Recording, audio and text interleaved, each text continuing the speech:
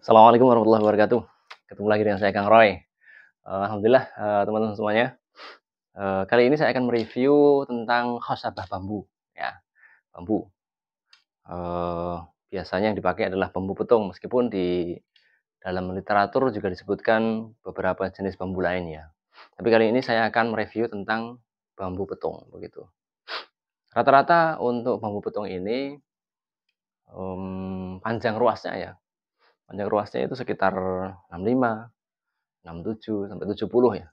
Tapi kalau misalnya ada yang lebih panjang itu insya Allah lebih bagus. Yang pertama adalah, kita cari yang ruasnya panjang, begitu ya. Seperti ini ruasnya panjang ya, sampai berapa jengkal nih, 1, 2, 3 jengkal lebih ya.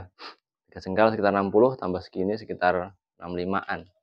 Nah, kalau ada ruas seperti ini maka kita taruh di belakang, jangan kebalik ya, kita taruh di belakang, begitu ya, seperti ini. Jadi ruasnya di sini, ini hook-nya. Ini untuk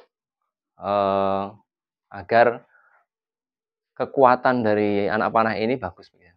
Contohnya begini, misalnya kalau misalnya ini kita taruh di depan, ketika anak panah kita lemparkan, cus begitu ya, dia akan menancap di target, dan getarannya akan sangat besar, gitu kan. Nah, yang paling besar getarannya itu di daerah yang terkena benturan hantaman dengan target. Jadi ketika di sini, begitu, getarannya sangat gede. Nah, kalau ruas yang kita taruh di depan, maka dia akan rawan patah, gitu ya. Makanya kita taruh di belakang, seperti ini. Ketika begini, begitu ada getaran, maka dia terkena efek getaran paling paling ringan, begitu. Itu ya. Jadi ruasnya, usahakan untuk ruas ini usahakan juga satu saja ya, satu ruas saja dalam satu khosabah bambu ini, usahakan satu ruas saja dan kita taruh di belakang. Kalau ada dua ruas, tidak kita rekomendasikan ya, karena rata-rata kalau ada dua ruas atau bahkan lebih begitu, maka dia akan mudah patah di ruas tersebut. Nah, perlu diketahui teman-teman semuanya bahwa bambu ini adalah material yang kuat begitu ya. Kalau dia bambu utuh, ya diperhatikan ini. Kalau dia bambu utuh begitu, seperti yang review yang kemarin tentang tonkin itu, maka bagian ruas ini adalah bagian yang paling keras, paling liat, paling kuat, gitu ya. Kalau bambu utuh ya. Tapi kalau bambu ini seperti ini yang bisa kita temui di teman-teman gunakan. Jadi bambu bambu besar, kemudian kita belah-belah begitu, maka bagian ruas adalah bagian yang paling lemah. Nah, itu ya yang harus kita perhatikan begitu. Kemudian selanjutnya bagian ruas ini juga bagian yang paling menantang untuk diluruskan. Rata-rata saya beberapa kali menemui anak panah bambu dengan khosabah bambu itu rata-rata pas di ruasnya itu bengkok, gitu ya. Jadi sebelum kita gunakan sebagai anak panah, memang harus dilakukan pelurusan dulu. Ya. Kita lakukan pelurusan dulu sehingga di bagian ruas ini dia tetap lurus, gitu ya, tidak bengkok. Jadi ketika anak panah lurus, otomatis dia larinya juga akan lurus. Tapi jauh sebelum itu, untuk pemilihan bahan, saya akan share beberapa tips ya tentang pemilihan bambu ini. Yang pertama, bambu itu tentu dia harus usianya tidak terlalu tua atau terlalu muda. Jadi berada di tengah-tengah. Kemudian jauh dari mata air, begitu. Tumbuhnya ya di pinggiran jurang-jurang begitu.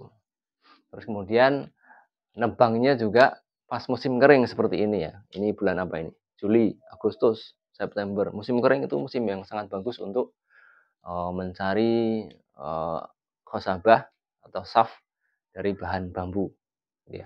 Karena nanti kita akan mendapatkan bahan yang memang benar-benar sudah kering, gitu ya. Kemudian pemotongannya juga harus kita perhatikan, tidak boleh di pas tengah bulan Hijriah ya, yaitu pas bulan purnama.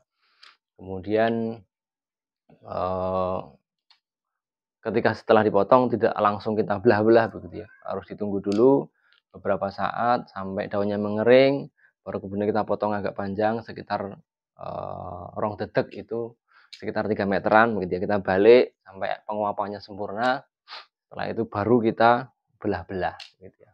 Memang butuh waktu yang lama ya, dari pemotongan sampai kemudian menjadi shaft itu bisa berbulan-bulan. Tapi akan menghasilkan bambu yang, benar-benar kering, keringnya alami, apalagi nanti jika kita tambah dengan, metode yang lain begitu ya, misalnya dengan, perendaman di air atau di lumpur atau kemudian kita oven dan sebagainya, begitu. Ini beberapa, eee, pandangan saya ya tentang anak panah bambu ini. Dan rata-rata anak panah bambu ini kalau misalnya kita bikin dengan diameter 6 mili itu berat bisa mendapatkan sekitar 15 sampai 20-an ya.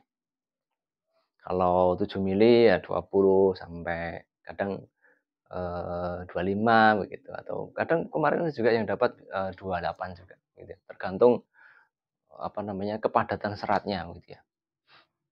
Jadi memang teman-teman harus benar-benar memilih, anak panahnya gitu ya, terutama anak panah bambu. Kalau misalnya mau menggunakan anak panah bambu, gunakan anak panah bambu yang memang lurus begitu ya, ataupun misalnya sebelumnya sudah kita luruskan dulu gitu ya. Begitu teman-teman ya, semoga sedikit review ini tentang anak panah bambu atau khosabah ya, shaft bambu ini, semoga bermanfaat bagi teman-teman yang ingin mencari anak panah dengan khosabah dari bambu.